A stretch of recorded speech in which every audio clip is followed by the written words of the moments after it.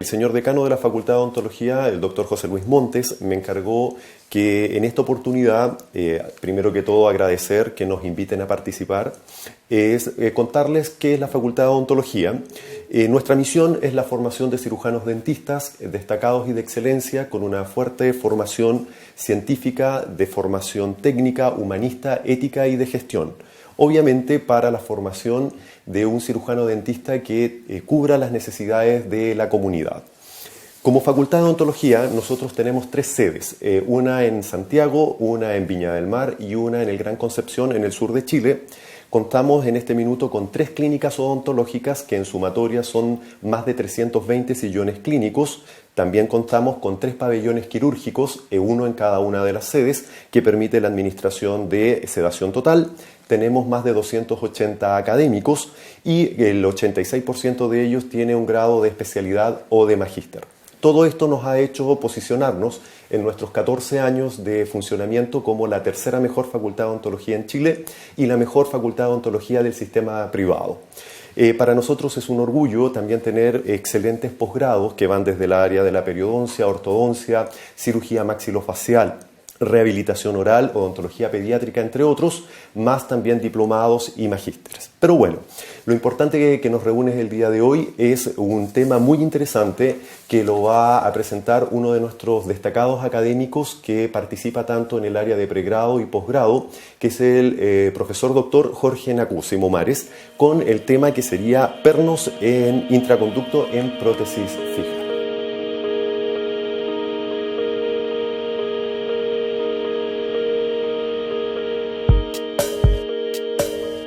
Junto con saludar y reiterar el agradecimiento realizado por el doctor Rodríguez a invitarnos a participar en el Coltene eForum, ¿no es cierto? Me correspondió me corresponde en esta oportunidad representar a la Facultad de Odontología y el tema que vamos a hablar trata de pernos intraconducto en prótesis fija. Un tema que siempre genera algo de discusión, de controversia y que siempre permite un poco de debate y de distintos puntos de vista según el especialista o según la escuela que lo trate el tema. Así que vamos a intentar ser muy claros, tratar de ser muy transversales en el tema y es de esperar que les guste, que les sirva y que sea útil para todos. Así que vamos a dar inicio. Básicamente lo que vamos a tratar Durante la conferencia vamos a hablar una breve definición de lo que entendemos por anclaje intraconducto. Vamos a describir el objetivo principal del anclaje intraconducto. Vamos a tratar y evaluar los principales tipos de anclaje intraconducto disponibles actualmente. Y vamos a ver algunas imágenes, algunos procedimientos clínicos en relación a los distintos tipos de anclaje intraconducto, enfocándonos mayormente en lo más actual, en lo más reciente, que es todo lo correspondiente a los pernos de fibroresina. Entonces,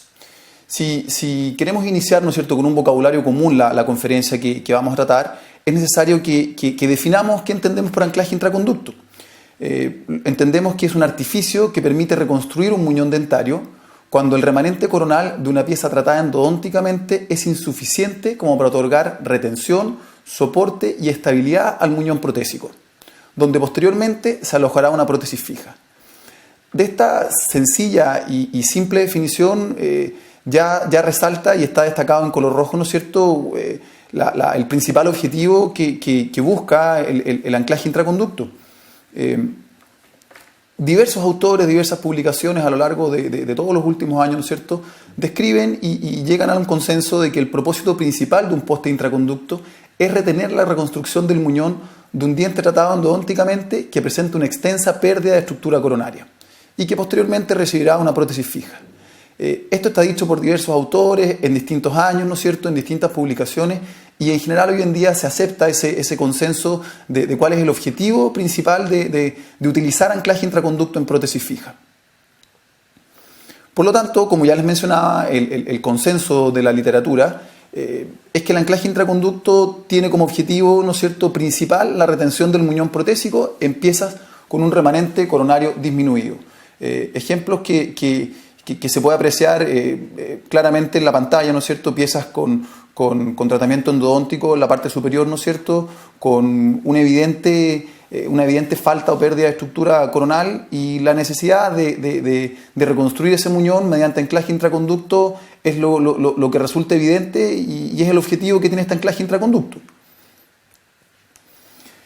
El objetivo de este perno de permitir reconstruir el muñón, independiente del material utilizado, es permitir la reconstrucción del muñón, como bien ya lo dijimos, sin pretender en ningún momento reforzar la estructura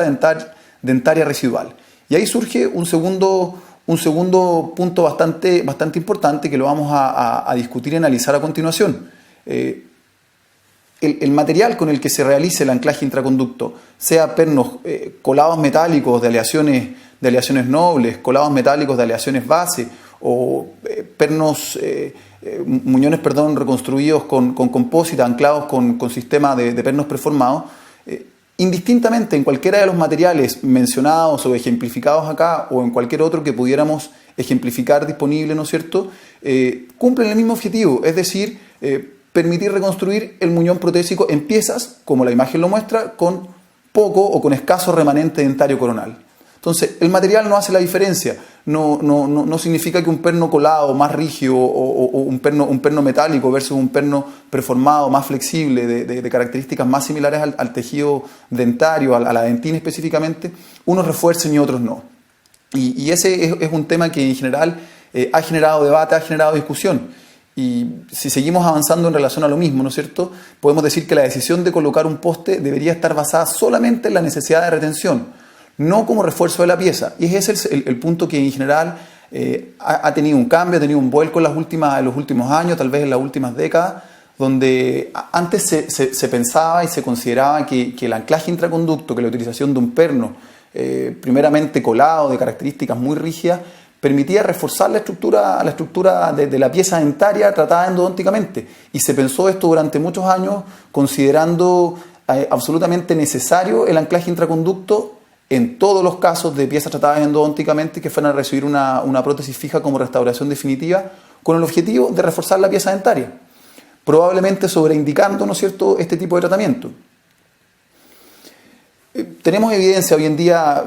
bastante fuerte, ¿no es cierto?, y un consenso en la literatura confirmando que los postes intrarradiculares no refuerzan la raíz.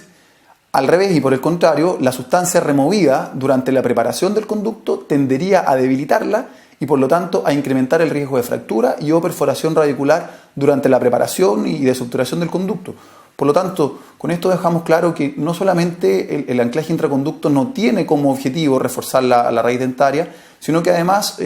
su utilización, el anclaje intraconducto, obviamente cuando no es necesario, podría inclusive aumentar el riesgo o poner en una situación más desventajosa la pieza dentaria, producto del mayor desgaste y del debilitamiento que esto generaría en la pieza al preparar el conducto para alojar el anclaje. ¿Por qué el anclaje intraconducto, independiente del material, como ya lo dijimos, no refuerza la pieza dentaria? Es básicamente porque el poste, sea preformado, sea colado del material que se trabaje, está alojado en el centro del conducto radicular de la pieza tratada endodónticamente, en lo que se denomina como eje neutro de la pieza dentaria. Por este simple motivo mecánico, el poste no podrá reforzar apreciablemente la pieza. En el mejor de los casos, se comportará de forma neutra. Siendo esta la razón de por qué un anclaje, un poste intrarradicular no refuerza la pieza. Este eje neutro, ¿no es cierto?, lo entendemos en palabras sencillas como el comportamiento de un cuerpo que al recibir carga se flexiona. Un lado de este cuerpo se va a cortar, es decir, va a estar expuesto, sujeto a fuerzas de compresión, y el lado opuesto va a tener un estiramiento y va a estar expuesto a fuerzas de tracción. Y justamente en el centro del cuerpo, que sería en este caso donde estaría alojado el perno o el poste intraconducto, no está ni traccionada ni comprimida. Y ese es el eje neutro, donde las fuerzas se igualan a cero. Y este es el motivo por el cual un anclaje intrarradicular, independiente del material que se utilice, no va a reforzar la pieza dentaria. Entonces, eso en general es uno de los primeros aspectos que ha generado debate, que ha generado, como mencionaba antes, en algunos casos un sobretratamiento del anclaje intrarradicular. Hoy en día está claro y está establecido el objetivo del anclaje intrarradicular y como les mencionaba, que claramente su principal objetivo no es reforzar la pieza dentaria, de hecho no lo realiza. Por lo tanto, inmediatamente de esto surge la pregunta y la incógnita de ¿cuándo utilizar anclaje intraconducto? Si ya definimos en qué consistía el anclaje intraconducto, definimos cuál era su objetivo principal, que era permitir reconstruir el muñón en una pieza con extensa pérdida de estructura coronaria, y ya también aclaramos y mencionamos que el anclaje intraconducto no va a reforzar la pieza dentaria, tenemos que decidir cuándo lo utilizamos. Y en general, la decisión de utilizar anclaje intraconducto depende principalmente de la cantidad de remanente coronario y secundariamente de otros factores que básicamente lo que se puede mencionar es la posición de la pieza enlarcada, haciendo una diferencia entre piezas anteriores, premolares y piezas posteriores, molares, y algunos requerimientos funcionales excepcionales o especiales que pueda tener la pieza que va a ser restaurada mediante prótesis fija. Si nos detenemos en el aspecto principal que define o que indica la utilización de anclaje intraconducto, que es la cantidad de remanente coronario, ¿no es cierto?, podemos definir en palabras sencillas que independiente de la pieza dentaria que se desea restaurar, es decir, sea una pieza anterior o una pieza posterior, la necesidad de utilización de un sistema de anclaje es directamente proporcional a la pérdida de estructura dentaria. Por lo tanto, a mayor falta o pérdida de estructura dentaria, mayor es la necesidad de utilizar este anclaje intraconducto para poder reconstruir el muñón protésico. Esto, nuevamente, sin hacer diferencia, y todavía no hemos decidido si vamos a utilizar un perno colado o un perno preformado con las distintas alternativas que tenemos, entendiendo que cuando utilizar un poste responde a las mismas necesidades, y es decir, a la mayor falta o pérdida de estructura dentaria. En general, en la literatura actualmente, desde hace unos años a la fecha, se considera y se recomienda el uso de un perno radicular a partir de una pérdida de tejido dental superior al 50%, tejido dentario coronario, utilizando siempre el menor diámetro posible del poste o del perno. Esto siempre con el objetivo de preservar la mayor cantidad de estructura dentaria. De esta aseveración en que se recomienda utilizar un perno, utilizar un anclaje a partir de una pérdida superior al 50% de la estructura coronaria, surge inmediatamente la pregunta de cómo medir, de cómo estandarizar métricamente cuánto es el 50% de pérdida o de remanencia de estructura dentaria. Por lo tanto, ese es uno de los puntos que en general genera algo de incertidumbre, genera algo de debate y no siempre existe un consenso respecto a esta decisión. Me gustaría mostrar esta clasificación, que es una clasificación sencilla y que básicamente lo que realiza es dividir en 5 clases, ¿no es cierto?, con números romanos del 1 al 5, ¿no es cierto?, según la cantidad de paredes remanentes, ¿no es cierto?, y esto guía el tratamiento adecuado para cada caso. Esta clasificación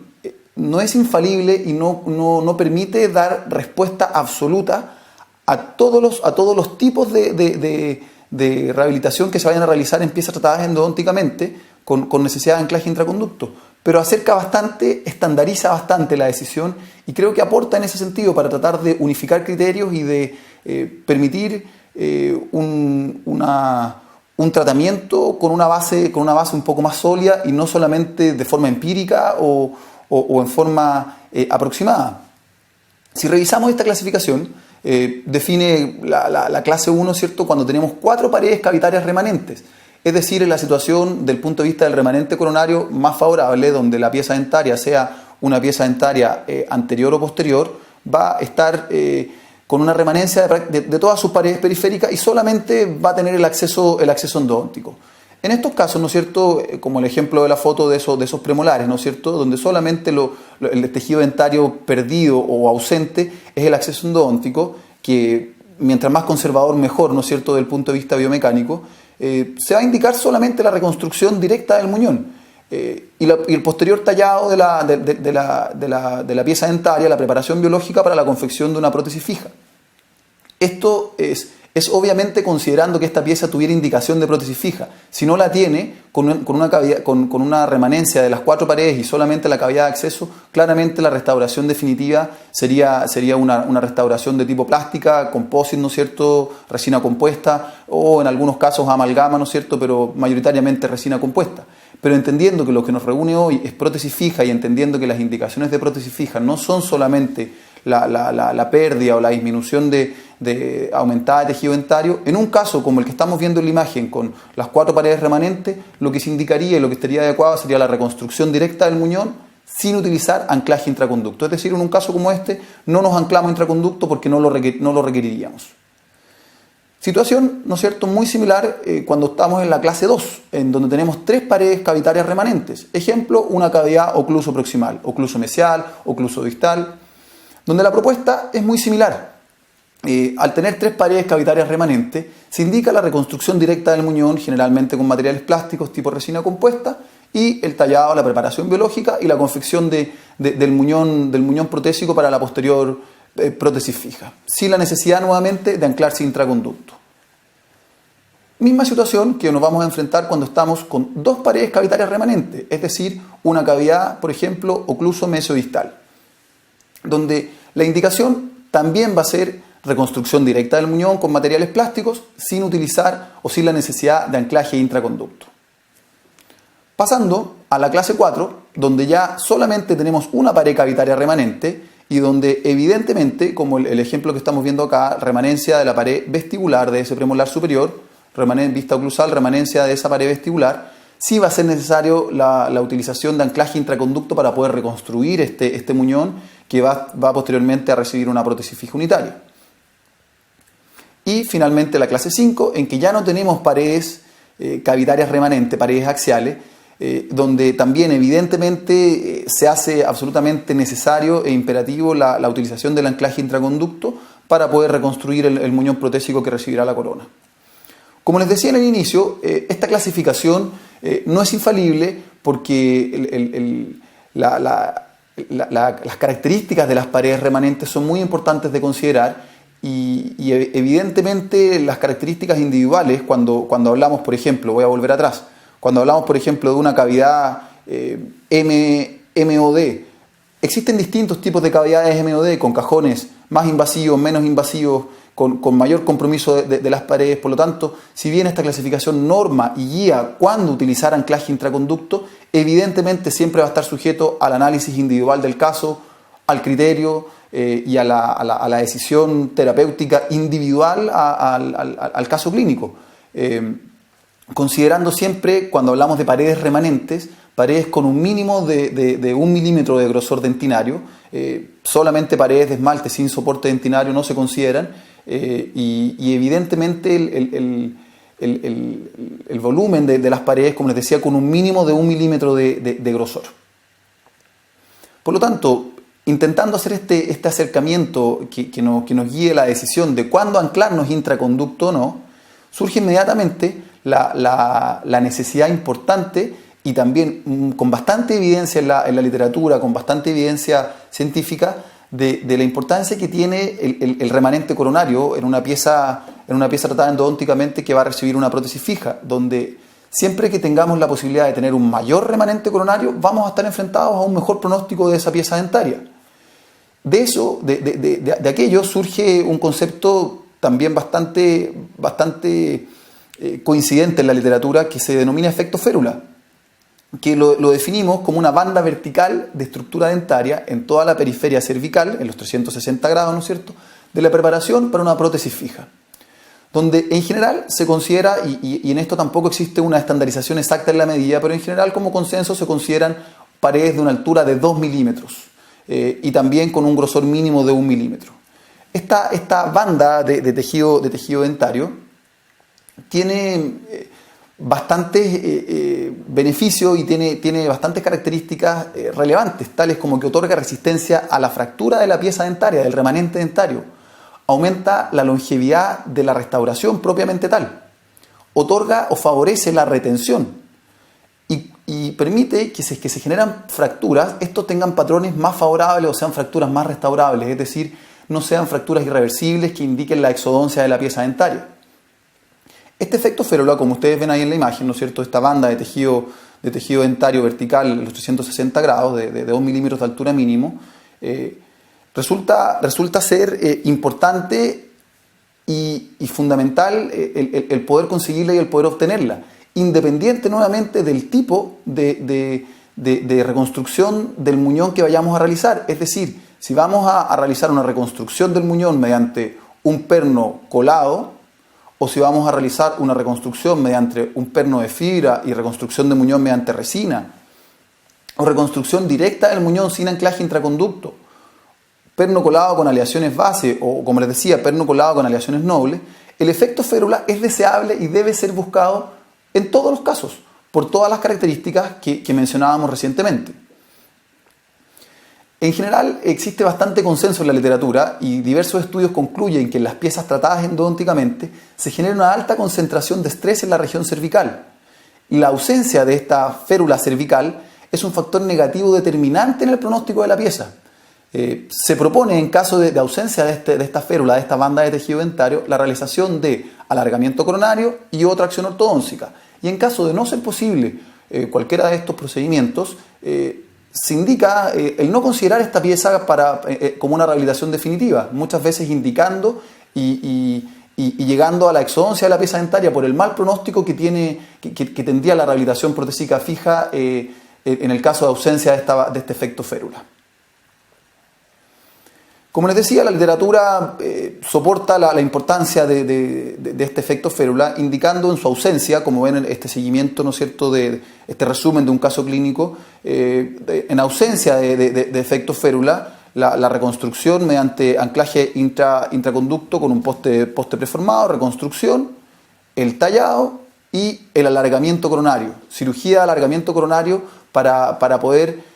permitir lograr este efecto férula, esta banda de tejido dentario, ¿no es cierto?, que posteriormente al tallado, a la cicatrización y a la cicatrización adecuada de los tejidos peridentarios permita conseguir, ¿no es cierto?, obtener esta banda vertical de tejido dentario que otorga todos estos beneficios y que otorga desde cierto punto de vista al tratante, al dentista y obviamente al paciente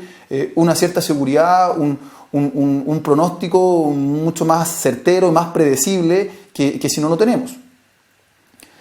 Proponiéndose también como alternativa, muchas veces en ausencia, nuevamente un caso resumido, ¿no es cierto?, en ausencia de esta banda vertical, de este efecto férula, la tracción ortodóntica. En este caso está hecha la reconstrucción con anclaje intrarradicular, está provisionalizada la pieza y mediante tracción ortodóntica el obtener esta banda de tejido vertical. Ya este efecto férula de los 360 grados de la preparación biológica. Como les decía, existe consenso en la literatura respecto a que la presencia de defectos férula es un factor determinante en la distribución del estrés, en la resistencia a la fractura y en el modo de falla, dividiendo o tendiendo en general a cuando tenemos presencia de defectos férula a presentarse fracturas más reversibles, más tratables, más restaurables, que cuando no lo tenemos, donde generalmente las fracturas son del remanente radicular, del tercio medio o del tercio apical, generando o indicando generalmente la exodoncia de la pieza dentaria. También es muy evidente en la literatura que la preservación de estructura dentaria y la presencia de defectos férula son descritas como las condiciones más efectivas para el éxito en la rehabilitación de piezas desvitalizadas. Es decir, esto está en las manos del dentista, está en las manos del tratante. El preservar la mayor cantidad de estructura dentaria posible, el buscar, el preservar, el cuidar y el obtener, si es que no está el efecto férula, son las condiciones más relevantes para el éxito de la rehabilitación de piezas desvitalizadas. Inclusive considerándose que en piezas con un adecuado efecto férula, con una adecuada banda de tejido dentario que va a permitir que posteriormente esta banda de tejido dentario sea abrazada, cubierta, rodeada por el núcleo, por la corona propiamente tal, ¿no es cierto? Va a ser más relevante que el diseño y el tipo de poste o de anclaje intraconducto utilizado, dándole una relevancia fundamental a este efecto férula. Bueno, definido, ¿no es cierto?, que el remanente dentario, la cantidad de remanente dentario es el principal indicador de la utilización de anclaje intraconducto, mencionamos que habían otros dos factores que también influían en forma secundaria. Uno de ellos era la posición del diente en la arcada y los otros eran requerimientos funcionales. Brevemente, en la posición del diente en la arcada vamos a tener la división entre grupos molares, premolares y piezas anteriores, donde vamos a incluir a los incisivos y a los caninos. En palabras sencillas y conocido por todo dentista, ¿no es cierto?, las piezas posteriores, los molares, reciben principalmente fuerzas axiales. Aparte que por su mayor volumen y por su mayor cámara pulpar, ¿no es cierto?, nos va a permitir una adecuada retención para la reconstrucción del muñón. Situación que al pasar al grupo de los premolares cambia, no drásticamente, pero cambia en el sentido que los premolares generalmente, aparte de recibir fuerzas axiales, también reciben fuerzas con algún componente lateral. Y ya tenemos una cámara pulpar más pequeña que en los molares. Y esto cambia evidentemente al pasar a los dientes anteriores, incisivos y caninos, donde en general estos dientes reciben fuerzas principalmente laterales. Tenemos una cámara pulpar mucho más pequeña, ¿no es cierto?, para proveer adecuada retención y resistencia a la reconstrucción del muñón. Y en general tenemos poco remanente dentario posterior al tratamiento endodóntico y al tallado periférico para una prótesis fija. Por lo tanto, y como resumen de esta distinta ubicación de la pieza dentaria en la arcada, podemos concluir que en general en las piezas anteriores es donde con mayor frecuencia se requiere la utilización de anclaje intrarradicular por todos los conceptos que acabamos de mencionar.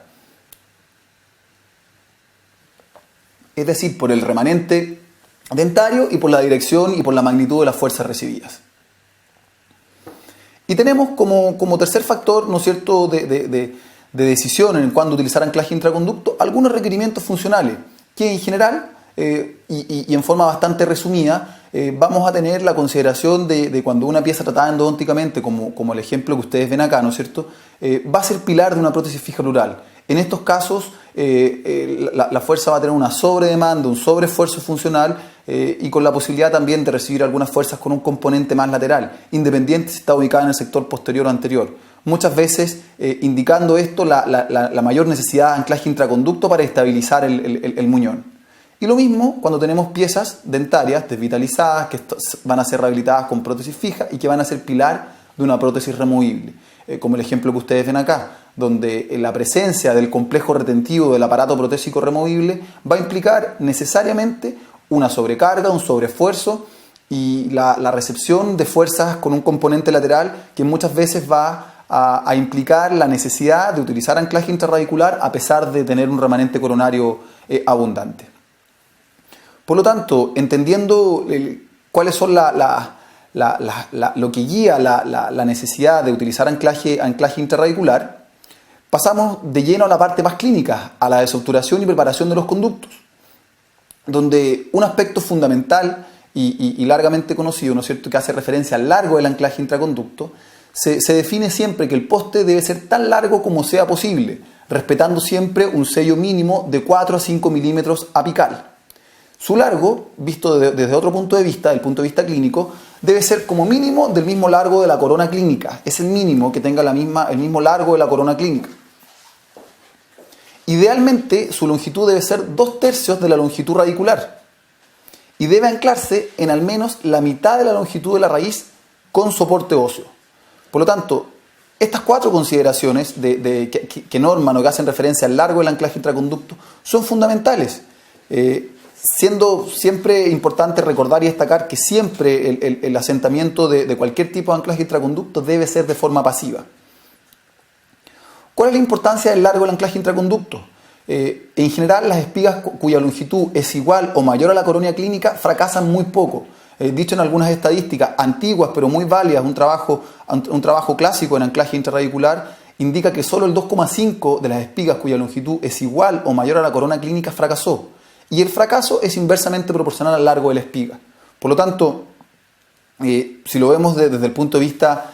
negativo, el 66% de las fracturas verticales en piezas con sistema espiga-muñón coladas tenían espigas muy cortas con cualquiera de las consideraciones que dijimos, menos que relación 1 a 1 con la corona, menos que la mitad del remanente radicular con soporte óseo, menos que 3/4, como mencionamos acá, que 2/3 de la longitud radicular, ¿no es cierto?, donde en cualquiera de estas condiciones vamos a tener una situación desfavorable, donde vamos a tener concentración de estrés y la mayor posibilidad y tendencia a que se nos genere fractura. Cuando yo tengo la posibilidad de anclarme en una longitud mayor, respetando siempre un sellado mínimo de 4 o 5 milímetros de sellado apical endodóntico, y yo no la utilizo, voy a concentrar las cargas en un área menor, generando justamente el mayor riesgo de fractura. Ejemplos que ustedes pueden ver en cualquiera de estas imágenes con espigas que no cumplen con el requisito mínimo de tener una longitud igual que la corona clínica, generando, ¿no es cierto?, el fracaso del tratamiento endodóntico, ya sea por fracturas, que muchas veces son fallas irreversibles, ¿no es cierto?, que indican la exodoncia de la pieza dentaria, como lo que ustedes ven acá, o también generando el desalojo, la descementación de la corona en forma frecuente y reiterada. Siendo relevante recordar que el largo del anclaje intraconducto va en directa relación con la retención y con la estabilidad que vamos a obtener de nuestra reconstrucción del muñón con este anclaje intraconducto. Por lo tanto, de esto surge y con el desarrollo importante en las últimas décadas de los pernos de fibroresina, ¿no es cierto?, surge la conclusión de que cuando se utilizan postes colados, el poste debería ser lo más largo posible, como ya lo mencionamos, para evitar la concentración de estrés. Esto, distintamente por el comportamiento biomecánico de los postes de fibroresina, el largo del poste es menos sensible o relevante en propiciar fracturas radiculares. Es decir, la importancia del largo en un perno colado es fundamental por los dos aspectos mencionados. Uno, por la estabilidad, por la retención del sistema de anclaje en la pieza dentaria, y en segundo lugar, por la concentración de tensiones, concentración de estrés, cuando tenemos un perno más corto y la posibilidad de fracturas. Pero al utilizar pernos con un comportamiento biomecánico más similar al tejido dentinario, todo lo relacionado con los postes de fibroresina, el largo del poste, el largo del anclaje intraradicular sigue resultando fundamental, pero mucho más importante en la estabilidad y en la retención, no tanto en la posibilidad o en la situación de propiciar fracturas, ya que, como lo veremos a continuación y más adelante, los postes de fibroresina en general tienen un comportamiento más elástico que es similar al del tejido dentario. Por lo tanto, esa situación en particular en los postes de fibroresina sería menos crítica, sería menos fundamental. El ancho no debe sobrepasar 1/3 del diámetro de la raíz en cualquiera de sus zonas, zona coronal, media o apical, manteniendo siempre un mínimo de 1 milímetro de dentina circunferencial sana, ¿no es cierto? Y es importante también mencionar, y algo que antiguamente se consideraba, que el incrementar el diámetro no mejora la retención del sistema de anclaje intraradicular. Por el contrario, debilita la pieza e incrementa el riesgo de fractura y de fracaso. Cuando ya nos adentramos en la técnica, en los métodos específicos de desobturación del conducto, sabemos y conocemos que tenemos métodos mecánicos, métodos físicos mediante calor y métodos químicos mediante solventes. En la desobturación parcial de conducto con fines protésicos, en este caso prótesis fija, básicamente vamos a utilizar una combinación o vamos a complementar la utilización de sistemas físicos, ¿no es cierto?, es decir, calor, y mecánicos, básicamente instrumentos rotatorios. Se consideran igual de eficaces si son bien manejados, cuidando el aumento de la temperatura, y deben ser realizados 24 horas, al menos 24 horas después de ser realizada la obturación endodóntica, siendo en general de mayor seguridad y de mayor tranquilidad para el clínico, ¿no es cierto?, el esperar a lo menos 7 días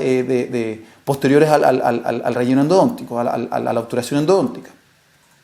Los requisitos o las condiciones son tener el alta endodóntica con una radiografía de control, con la longitud de obturación a la que trabajó el endodoncista e idealmente con las medidas de trabajo, de amplitud en que trabajó el endodoncista, para que posteriormente esto guíe cuánto vamos a preparar nosotros el conducto. La pieza tiene que estar absolutamente asintomática. Esta maniobra se debe realizar sin anestesia para que nuestro paciente tenga sensibilidad, tenga percepción, y en caso de que al realizar la desobturación o la preparación del lecho intraradicular se esté generando una falsa vía o nos estemos desviando de la zona propiamente a desobturar y a preparar, el paciente tenga percepción, tenga sensibilidad y pueda darnos aviso previamente a que se genere ya una perforación. Se debe realizar con aislación absoluta y con instrumental estéril. Imágenes, ¿no es cierto?, clínicas de una pieza que va a ser desobturada, ¿no es cierto?, con fines protésicos, imagen radiográfica, aislación absoluta, instrumental estéril, como decíamos. En este caso se está desobturando mediante instrumental rotatorio, específicamente en este caso fresas largo de punta inactiva, siempre utilizando topos de goma que marquen, que indiquen cuánto desobturar para mantener este sellado mínimo de 4 o 5 milímetros apical. Como decíamos, mínimo el sello apical 4 a 5 milímetros. Y si tenemos conflicto entre el largo de la espiga y el sello apical, siempre se debe respetar el sello apical, teniendo en la literatura disponible como límite mínimo de sellado apical 3 milímetros, entendiendo siempre que vamos a obtener mayor seguridad al mantenernos con 4 o 5 milímetros. También se indica, y es relevante entender, que idealmente la cementación del poste debiera ser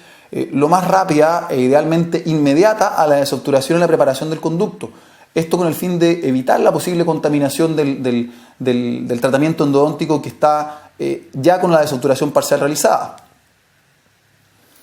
Una vez que hemos revisado toda esta primera parte, hemos hecho un recorrido por las características, por las indicaciones, ¿no es cierto?, del anclaje, la necesidad de utilizar anclaje intrarradicular, nos vamos a detener en los tipos de anclaje, donde inevitablemente vamos a hacer un pequeño paso, una pequeña transición en la evolución de los sistemas de anclaje intrarradicular o intraconducto, donde, como ustedes aprecian en la imagen, vamos a tener las distintas alternativas. Pernos realizados con método indirecto, es decir, con una impresión, con una pasada por el laboratorio dental y un perno metálico colado, como el que ustedes ven ahí, de distintas aleaciones, teniendo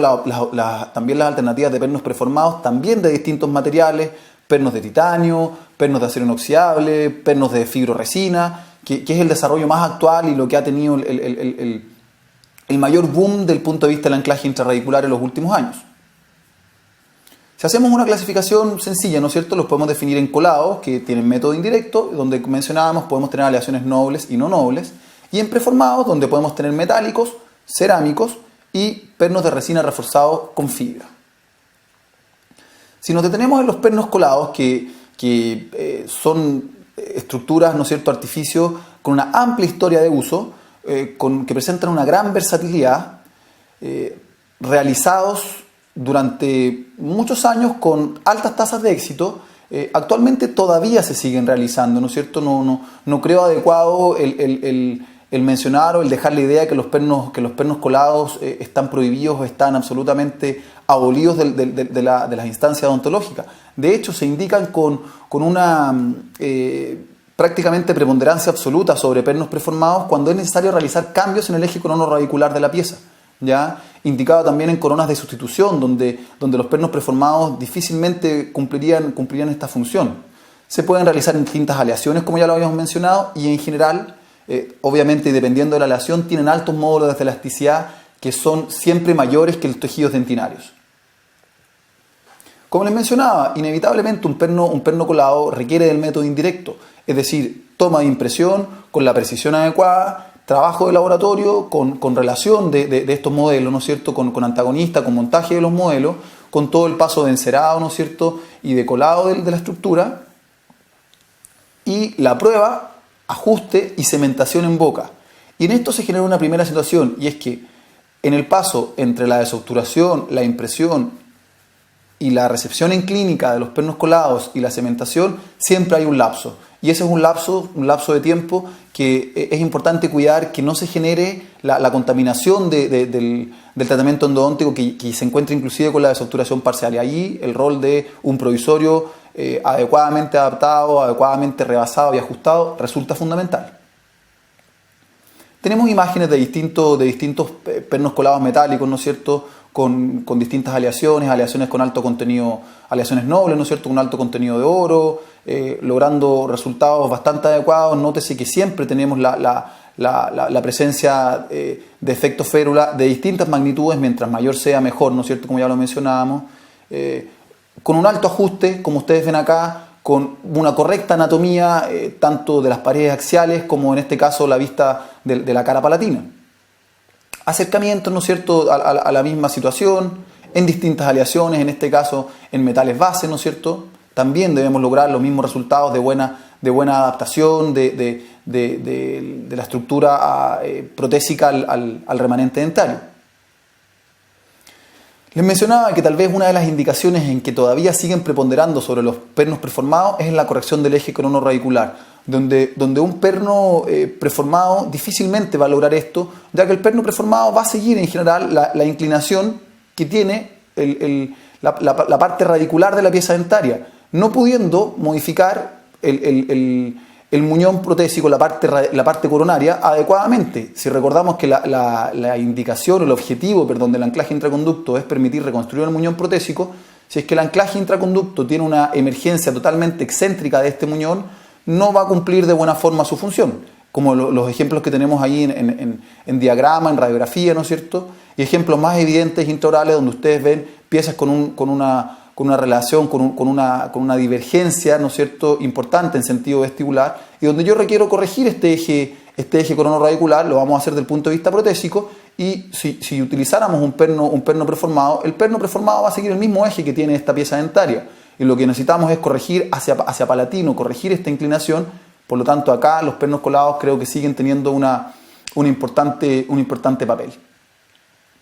Viendo la resolución del caso, ¿no es cierto?, cómo se modifica el perfil, inclusive el perfil facial de la paciente, el perfil del labio al corregir la inclinación.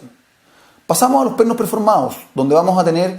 pernos preformados metálicos, donde tenemos de distintas aleaciones, acero inoxidable, titanio,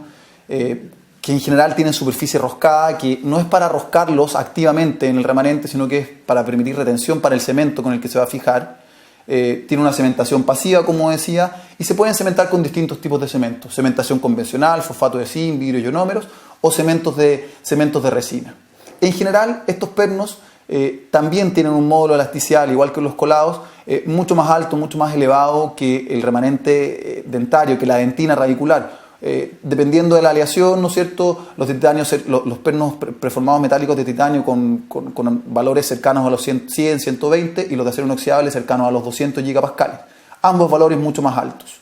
Tenemos distintas imágenes, cónicos, cilíndricos, ¿no es cierto?, un caso clínico sencillo de utilización de este perno, ¿no es cierto?, donde se está utilizando un perno preformado de acero inoxidable, cónico, ¿no es cierto?, se cementó con cemento vidrio ionómero y se reconstruye después con técnica adhesiva y con resina compuesta.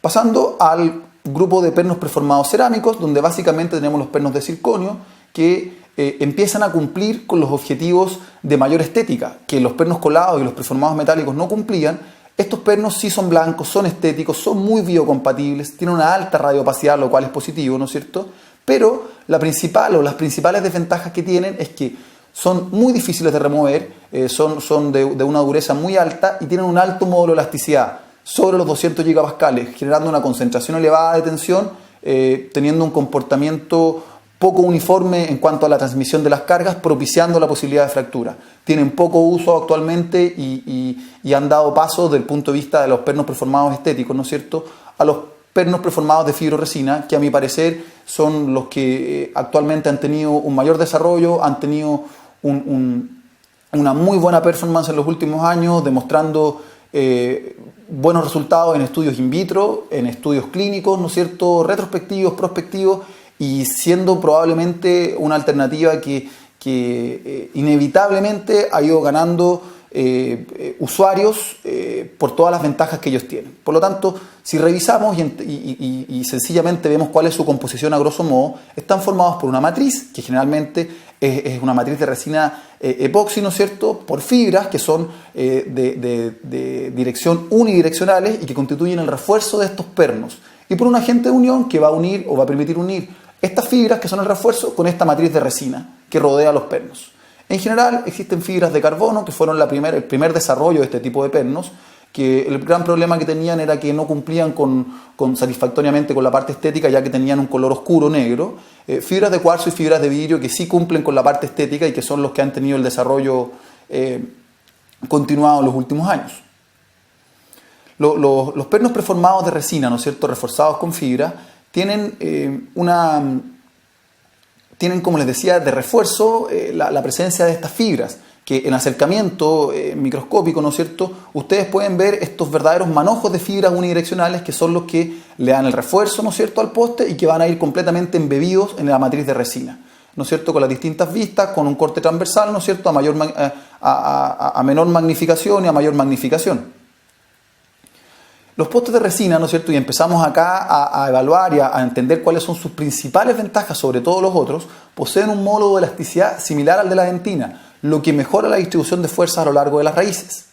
Su utilización a la vez permite que los diferentes componentes de reconstrucción, es decir, el perno, el cemento, el material de reconstrucción y la dentina que rodea todo este complejo, constituyan un complejo estructural y mecánicamente homogéneo. Es decir, a diferencia de los pernos más rígidos, sean colados metálicos o sean preformados metálicos o de cerámica, donde tenemos un comportamiento muy distinto, muy disímil entre el perno, el cemento, la reconstrucción y el tejido que rodea, acá tenemos favorablemente un comportamiento más homogéneo que facilita y que permite una mejor respuesta de todo el complejo. Al mirar la superficie de estos pernos de fibroresina, parecieran ser lisos, macroscópicamente se aprecian lisos, pero microscópicamente se observan las microretenciones, ¿no es cierto?, que son las que, al verlo en una amplificación de 45 por, ¿no es cierto?, como ustedes ven acá, ya se aprecia claramente que no tienen una superficie desde el punto de vista microscópico liso, y estas microretenciones son las que van a fundamentar en gran medida la unión del agente cementante con este perno de fibroresina. Si lo vemos a mayor amplificación en 400X, ¿no es cierto?, vemos, ¿no es cierto?, la irregularidad, la microretención que presenta la superficie de los pernos. En cuanto al tratamiento de superficie de estos pernos previo a su cementación, en general no existe un consenso absoluto entre los distintos autores, entre los distintos trabajos, y se proponen distintas alternativas, desde las cuales van desde no realizarles ningún tratamiento de superficie,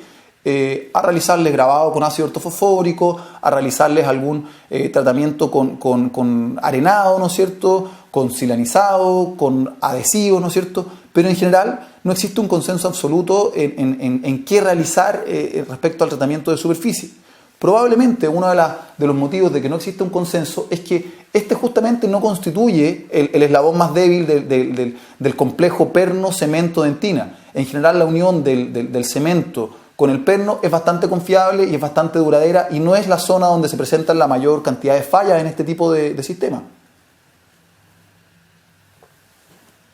Cuando hablamos de las características de los postes preformados de fibroresina, vamos a entender que en general se presentan con características estéticas, son blancos o translúcidos, tienen la propiedad de transmitir la luz, lo cual es muy beneficioso para facilitar la polimerización de los cementos intraconductos. En general, debiéramos solicitar, y hoy en día lo cumplen prácticamente la totalidad de los pernos disponibles, tener radiopacidad para poder identificarlos radiográficamente. Se presentan en distintos diseños, es decir, cilíndricos, cónicos y cilindrocónicos, donde actualmente ese es el desarrollo más presente en la mayoría de las empresas que lo fabrican. Tienen como característica principal beneficiosa una flexibilidad similar a la dentina, son más fáciles de remover que cualquiera de los otros sistemas, ¿no es cierto? El muñón protésico en general es de resina y tienen un comportamiento anisotrópico, lo cual es una característica fundamental que no la posee ninguno de los otros sistemas. Si vamos viendo algunas imágenes de sus características, entendemos que los pernos deberían transmitir la luz, y esto es una característica beneficiosa de ellos para facilitar la polimerización del agente cementante en las zonas más profundas intraconducto, donde la llegada de la luz aplicada en la zona coronal difícilmente va a llegar a la zona media y apical perdón, de la zona intraradicular si es que no tenemos un poste que permita conducir la luz. Evidentemente esta transmisión de luz no es completa y no es absoluta. Estudios indican que la transmisión de luz es cercana a un 50, a un 60% hacia las zonas más apicales, lo cual favorece absolutamente el endurecimiento, la polimerización de los cementos de resina que se van a utilizar en su cementación. Como les decía, se debe buscar, ¿no es cierto?, el tener postes, pernos de fibroresina que tengan radioopacidad para poder diferenciarlos, evidenciarlos en la radiografía con un objetivo terapéutico muy relevante. Como les decía, se presentan en distintos diseños, con paredes lisas, con paredes que presentan macro retenciones que permiten aumentar la retención del cemento, con formas cilíndricas, con formas cilindrocónicas, con formas cónicas, sin haber en general grandes diferencias en las distintas formas, siendo fundamental siempre el considerar que la preservación de estructura dentaria, sobre todo a nivel apical, debiera guiar generalmente la decisión a pernos que tuvieran en su zona apical una conicidad, ¿no es cierto?, que idealmente fuera coincidente con la conicidad de los instrumentos endodónticos, ya para permitir que haya la menor remoción de tejido dentario a nivel apical. La preparación del conducto, una vez desobturado el conducto, y la preparación del lecho antes de cementar el perno debe realizarse con las fresas que están indicadas para cada perno, es decir, cada kit, cada sistema. No solamente debe venir los pernos, sino que debe considerar absolutamente la presencia de las fresas que preparan este conducto para que exista la máxima congruencia posible entre las paredes del perno y las paredes del conducto, propiciando así una menor cantidad de tejido, de material de cementación. Les mencionaba que los pernos tienen un comportamiento elástico anisotrópico, que en palabras sencillas, ¿no es cierto?, se entiende como la capacidad de presentar una deformación elástica diferente según la dirección a las cargas que recibe. Los pernos de fibroresina tienen esta característica, donde tienen un comportamiento de mayor rigidez o de menor elasticidad, si lo queremos decir así, frente a fuerzas axiales. Y en la medida que las fuerzas van siendo más oblicuas e inclusive perpendiculares a su eje mayor, van teniendo un menor módulo de elasticidad, es decir, una mayor flexibilidad, siendo esto favorable para proteger a la pieza dentaria de la concentración de tensiones y las posibles fracturas radiculares. Se describe que son más fáciles de remover. ¿Cómo se remueven? En general existen algunos kits de remoción que son fresas, que básicamente lo que buscan es, accediendo desde la parte coronal del perno, introducir, romper esta unión que existe entre la matriz y las fibras y permitir después con fresas, ¿no es cierto?, terminar destruyendo, desintegrando el componente fibromatriz del perno. Y también se describe la utilización complementaria a esto, ¿no es cierto?, de elementos de ultrasonido. Vamos a ver algunas imágenes clínicas, les he hablado bastante y vamos a ver algunas imágenes clínicas, ¿no es cierto?, entendiendo que la cementación de los pernos de fibroresina debe ser realizada idealmente con cementos de resina para así mantener esta uniformidad que ya hemos descrito y compatibilidad biomecánica entre la dentina radicular, el cemento, el perno y el muñón, ¿ya? Sin lugar a dudas, la cementación es el paso fundamental en este tipo de postes. La técnica adhesiva, ¿no es cierto?, la podemos realizar con cementos con sistemas adhesivos de grabado y lavado convencionales, donde la principal problemática que nos vamos a encontrar es la dificultad de la adecuada realización de los pasos operatorios, es decir, grabar adecuadamente, eliminar el ácido ortofosfórico, secar sin desecar, el agente imprimar, ¿no es cierto?, posteriormente volatilizar. Por lo tanto, en general, este tipo de materiales de cementación que obtienen altos valores de adhesión presentan la problemática que es difícil controlar todos los pasos clínicos que tienen. Tenemos también disponibles cementos con sistema adhesivo autogravante, es decir, esta es una técnica clínica bastante más simplificada en la cual sí se aplica un acondicionamiento previo a la aplicación del cemento, pero ya no es con ácido ortofosfórico y en general son ácidos que no se necesitan remover posterior a su aplicación, ya son ácidos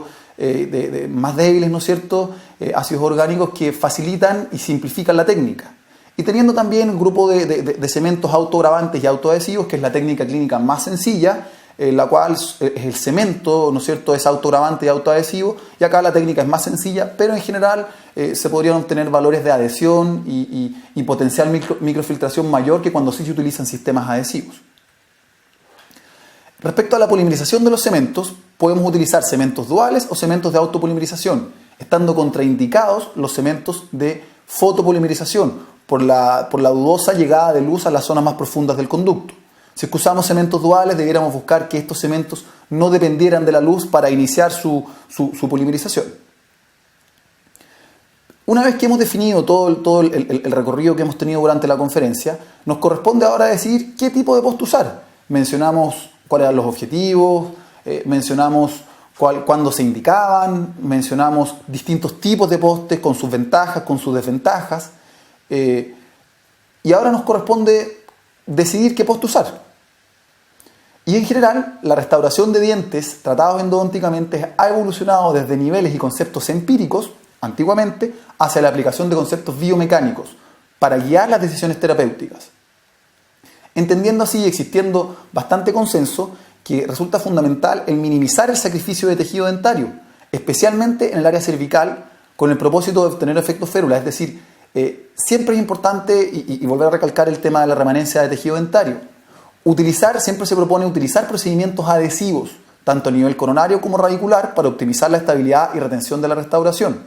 Y emplear postes, y acá es lo que nos empieza a guiar un poco la decisión de qué poste usar, y materiales para núcleos con propiedades similares a la dentina.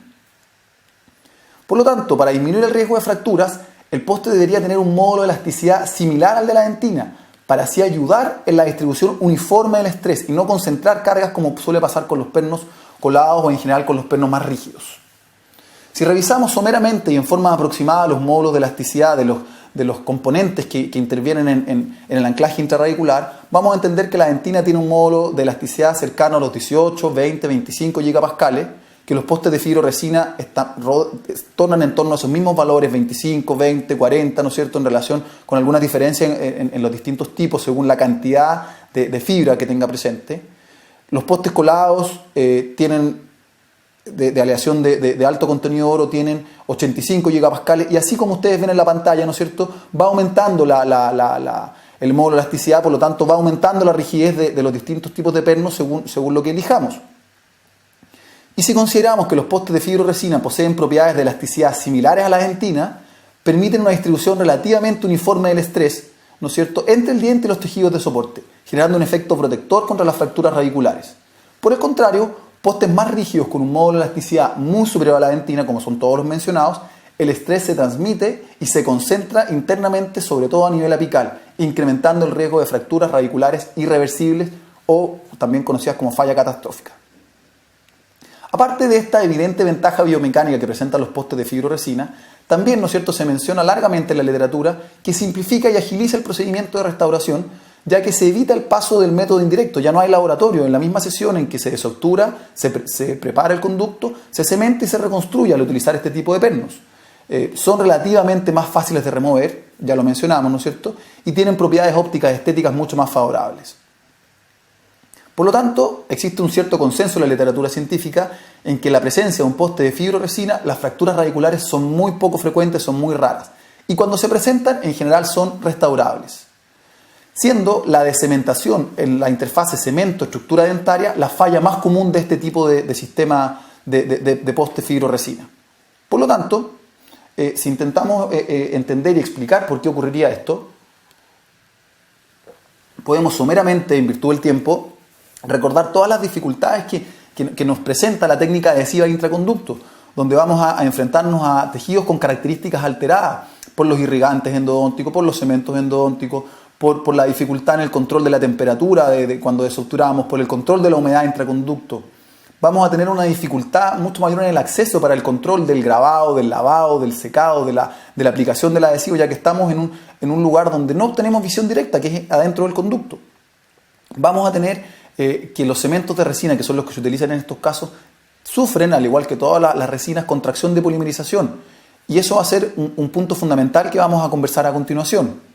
Por otro lado, tenemos que intraconducto tenemos una configuración cavitaria muy compleja, donde tenemos un alto factor de configuración cavitaria, descrito por algunos autores cercano a 200, lo cual también genera un escenario poco favorable. El riesgo de que se nos generen poros, burbujas, espacios, ¿no es cierto?, entre el cemento y la dentina. Y la inherente dificultad que implica la polimerización en la zona más apical del anclaje intrarradicular. Por lo tanto, dado todo este escenario donde tenemos bastantes dificultades,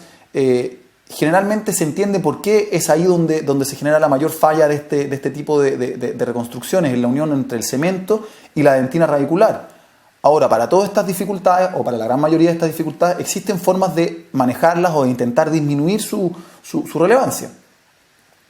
Entonces, si empezamos a ver algunos casos clínicos, ¿no es cierto?, en relación a lo mismo, vamos a tener que nos enfrentamos acá a un conducto que ya fue desobturado, utilizando fresas largo, ¿no es cierto?, aislación absoluta, como ya lo mencionamos, selección del poste de fibroresina a utilizar, en este caso un poste de característica de diseño cilindro cónico, ¿no es cierto?, con su respectiva fresa,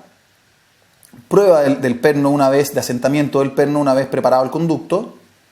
utilización en este caso de un cemento autoadhesivo autogravante, técnica clínica sencilla con una cánula intraconducto para poder barnizar y rellenar adecuadamente el conducto previo a la cementación del perno,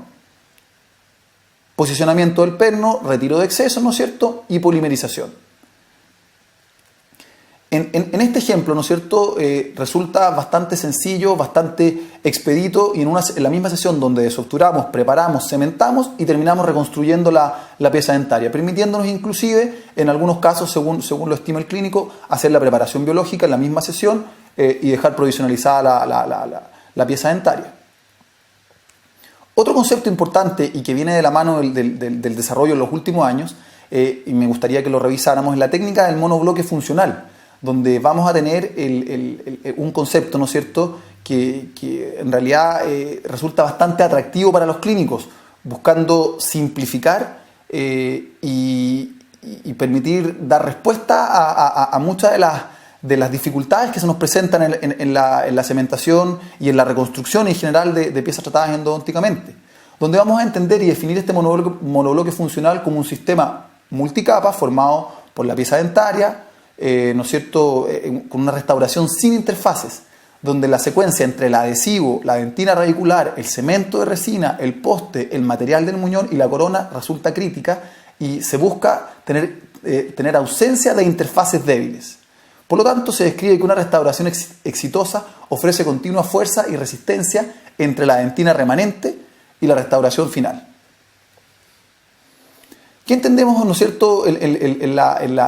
lograr este monobloque funcional? Debemos contar con el uso de materiales multipropósito, es decir, que nos permita un mismo material cementar el poste intraconducto, reconstruir el muñón protésico y cementar posteriormente la prótesis fija.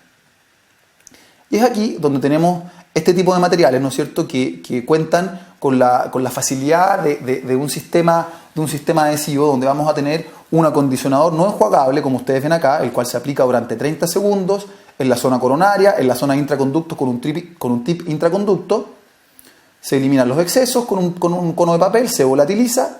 enseguida se aplica el sistema adhesivo, ¿no es cierto?, una gota del componente A, una gota del componente B, se mezcla, se aplica también por 30 segundos en la zona intrarradicular, en la zona coronaria, lo mismo, se eliminan excesos con conos de papel, se volatiliza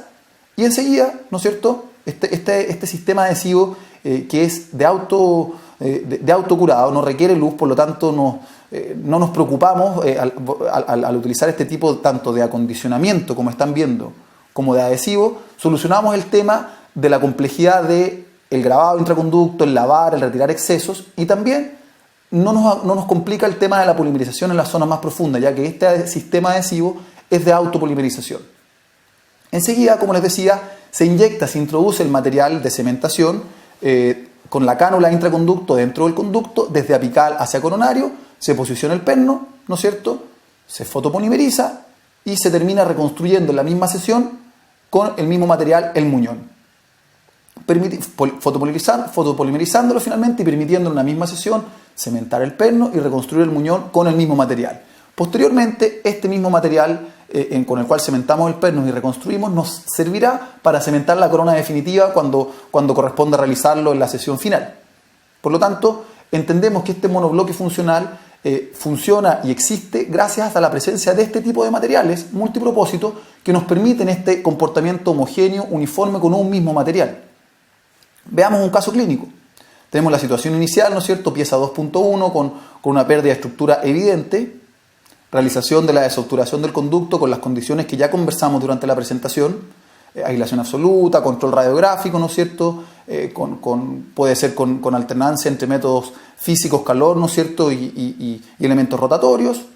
Selección del poste a utilizar, para lo cual la gran mayoría de los sistemas de pernos cuentan con estas guías radiográficas que permiten superponer esta guía en la radiografía y permitir elegir el poste que se adecua mejor a las características del conducto.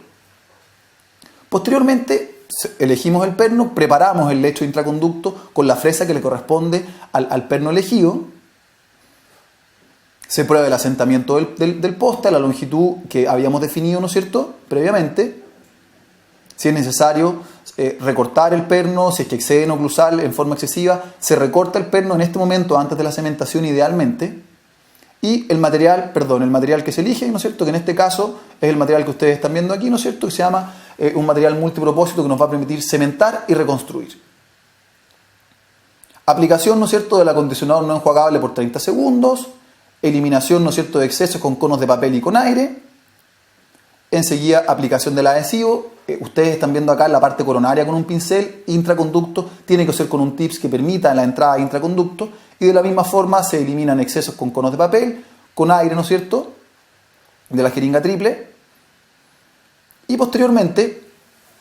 inyección o introducción del material propiamente tal de cementación, ¿no es cierto?, con la cánula endodóntica o la cánula intraconducto desde la zona más apical hacia coronario, permitiendo barnizar, rellenar, completar el conducto con el material de cementación, posicionar el perno como ustedes están viendo aquí y fotopolimerizar. ¿No es cierto? Obteniendo en la misma sesión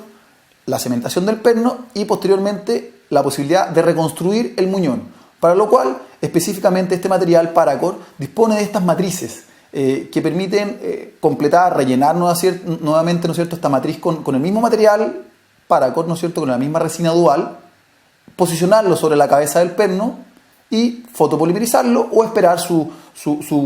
polimerización, su polimerización química. Enseguida se retira esta banda, ¿no es cierto?, esta matriz, que conformó el muñón, ya sea con el uso de un bisturí o mediante el tallado de la preparación biológica, y obtenemos, eliminando la aislación absoluta, nuestro muñón inmediatamente reconstruido. Es decir, en una sesión desobturamos, preparamos el conducto, acondicionamos, cementamos y reconstruimos el muñón protésico con el mismo material, debiendo posterior obviamente hacer el tallado periférico adecuado con las fresas correspondientes, con las consideraciones adecuadas para una preparación biológica, y continuar después con todo el tratamiento de prótesis fija. Permitiendo esto, ¿no es cierto?, este tipo de material y de técnica de monobloque funcional en una misma sesión, la cementación y reconstrucción, evitando pasos clínicos, simplificando la técnica al contar con un sistema de adhesivo que no implica la remoción del agente acondicionante, que el adhesivo es de autocurado, y permitiendo, ¿no es cierto?, el evitar el riesgo de microfiltración al evitar o al disminuir la cantidad de pasos clínicos. Toda esta situación la vamos a entender favorablemente cuando tenemos la situación como la que ustedes ven en el ejemplo, ¿no es cierto?, que el perno intraradicular, el poste intraradicular utilizado, tiene un lumen, o ocupa en la mayor parte la totalidad del lumen intraconducto, es decir, vamos a tener espesores de cemento adecuados. Se describen siempre 20, 25 micrones, pero en un rango aceptable, ¿no es cierto?, probablemente mayor que eso, pero no tener espesores exagerados, grosores exagerados de cemento. Cuando nos enfrentamos a esa situación, a conductos normalmente ensanchados, generalmente se produce por retratamientos protésicos o endodónticos, por sobreinstrumentación endodóntica y o protésica, por la presencia de lesiones cariosas que han afectado la zona intraradicular, o en pacientes jóvenes donde nos enfrentamos a conductos más amplios.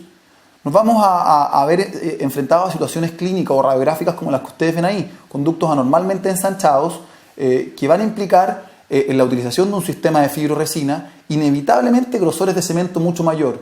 con la consecuente complicación en cuanto a la mayor contracción de polimerización, que va a tener un mayor volumen de cemento, a la mayor posibilidad de desadaptación de este cemento de las paredes del conducto radicular y a la presencia de una mayor falla o una mayor posibilidad de falla de todo el sistema de reconstrucción perno-cemento, ¿no es cierto?, producto de esta situación clínica desfavorable. Como ya lo describíamos, ¿no es cierto?, conductos radiculares ensanchados no permiten condiciones muy favorables, ya que obliga a la utilización de grandes grosores de cemento, generando, como ya los mencionábamos, gran estrés de polimerización en las distintas interfaces, induciendo discontinuidad, es decir, presencia de poros, espacios o brechas, alterando la resistencia de la unión cemento-dentina. Es así como el cemento en espesores no muy delgados podría producir fuerzas de contracción de hasta 20 megapascales, lo que igual o supera la fuerza de adhesión de la mayoría de los adhesivos dentinarios. Situaciones clínicas, ¿no es cierto?, vistas en un corte al microscopio como las que ustedes ven. A la derecha, ¿no es cierto?, espesores de cemento muy aumentados que no van a tener un comportamiento clínico adecuado. Por lo tanto, estudios clínicos prospectivos y retrospectivos indican que en conductos anormalmente ensanchados la principal falla de los postes de fibroresina es la decementación del complejo poste-cemento. Por lo tanto, se describe la técnica de perno anatómico, que consiste en la posibilidad de rebasar un perno con composite adaptándolo a la forma del conducto. De este modo, la solución al problema de la desadaptación del perno al conducto se podría solucionar con el llamado perno anatómico. Que si lo vemos en un resumen, en virtud del tiempo, nos enfrentamos a conductos anormalmente ensanchados, se debe aislar el conducto generalmente con la utilización de glicerina, manualmente se agrega resina en el perno, se lleva a la cavidad intraconducto, se condensa con una espátula de composite, se le da una fotopolimerización inicial, se retira, se le da la fotopolimerización final, ¿no es cierto?, haciendo esto en una o dos veces según sea necesario. Veamos rápidamente un caso clínico. Tenemos situación, paciente joven con un conducto normalmente ensanchado, ¿no es cierto?, aislación absoluta, desobturación parcial del conducto, control radiográfico, ¿no es cierto?, donde se decide que hay que aumentar un par de milímetros la desobturación parcial,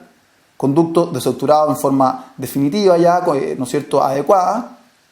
aislación de la zona intraconducto con aplicación de glicerina como aislante, que tiene la particularidad favorable que es hidrosoluble, nos va a facilitar el retiro después, ¿no es cierto?, previo a la cementación, presencia del poste seleccionado y incrementos de resina en la zona apical, se lleva a la cavidad oral, a la pieza que está en tratamiento, se condensa con espátula de resina como ustedes ven acá, ¿no es cierto?, se le da una fotopolimerización inicial, 5 a 10 segundos, se retira, se le da la fotopolimerización, ¿no es cierto?, completa en la mano, y esto se puede hacer generalmente en 2 oportunidades, es necesario hacerlo, hasta ir logrando esto, que el perno vaya mediante la resina adoptando la forma intraradicular, considerando este rebasado, este perno anatómico, ¿no es cierto?, adaptado a las características del conducto, permitiendo finalmente la irrigación del conducto para eliminar el aislante, en este caso realizada con clorexidina al 2%, el secado adecuado, ¿no es cierto?, mediante conos de papel, mediante aire, ¿no es cierto?, y la cementación, en este caso con un cemento autoadhesivo, autogravante, ¿no es cierto?, mediante una cánula de aplicación intraoral. Logrando, ¿no es cierto?, el disminuir la capa de cemento aplicado, por lo tanto menor contracción volumétrica, menor riesgo de desadaptación del cemento a las paredes radiculares, menor presencia de poros y mayor estabilidad y mejor pronóstico de la rehabilitación del poste de fibroresina, ¿no es cierto?, en su punto más débil, que es la unión del cemento a la dentina radicular. Posteriormente acá corresponde obviamente la reconstrucción del muñón protésico y su posterior tallado según sea indicado. Veamos un último caso, ¿no es cierto?, de poste anatómico. En virtud del tiempo lo estoy haciendo un poquito más rápido, ¿no es cierto? Vemos la situación clínica inicial, ¿no es cierto?, tanto del punto de vista, como les decía, clínico, como del punto de vista radiográfico, con un conducto normalmente ensanchado, la vista oclusal clínica de la condición a la que se enfrenta. Y en este caso se va a personalizar el perno, se va a rebasar el perno utilizando el mismo material Paracord, ¿no es cierto?, que consideramos, que describimos delante, que era un material multipropósito, y en este caso además se está utilizando para personalizar el perno. donde al poste seleccionado, una vez obviamente realizada la desobturación parcial del conducto, el control radiográfico, la preparación, se va a realizar la preparación del perno, se va a rebasar con este material reconstructor, como ustedes lo están viendo aquí, se va a llevar a boca según los incrementos necesarios y al igual como lo describimos delante, generando una primera prepolimerización inicial, el retiro, e ir incrementando, agregando, ¿no es cierto?, más material hasta lograr un rebasado completo de la zona intrarradicular y, como ustedes ven acá, una reconstrucción, una confección del muñón protésico en exceso de material, porque esto posteriormente va a ser tallado. Y enseguida la cementación, ¿no es cierto?, utilizando el mismo material, ¿no es cierto?, Paracord con su acondicionador, ¿no es cierto?, con su acondicionador no enjuagable, con su adhesivo, ¿no es cierto?, y posteriormente inyección del material y cementación del perno.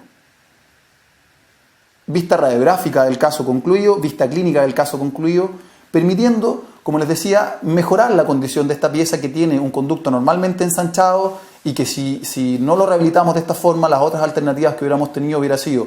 un perno colado que con la rigidez aumentada que tienen y en un caso crítico como el que tenemos con paredes adelgazadas, el pronóstico hubiera sido muy desfavorable, generándose con mucha posibilidad la fractura del remanente radicular, o la otra alternativa hubiera sido utilizar un perno preformado de fibroresina, tal vez el mismo perno, pero al no personalizar este conducto normalmente ensanchado hubieran quedado grosores, capas de material de cementación muy grueso, generando o propiciando la posible falla desde el punto de vista de la descementación del sistema. Por lo tanto, esta es una alternativa válida en casos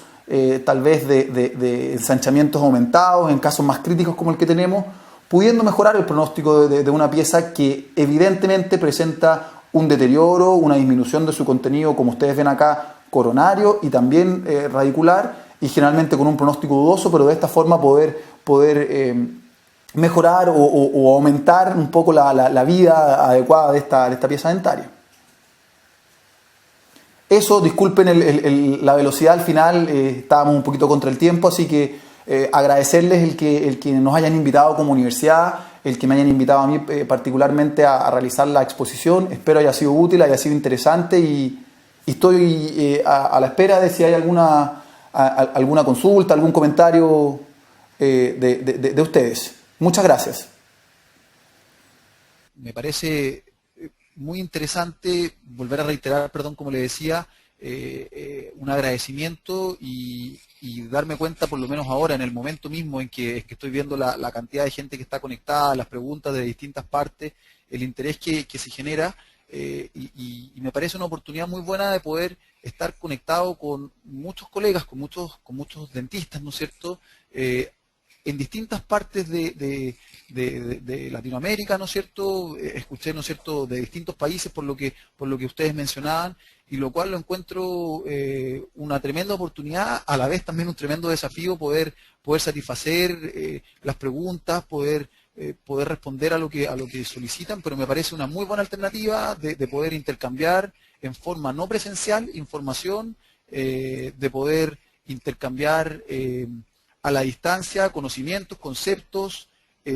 inclusive corrientes odontológicas distintas de una universidad en otra, y me sentí cómodo. Les vuelvo a reiterar, les agradezco a todos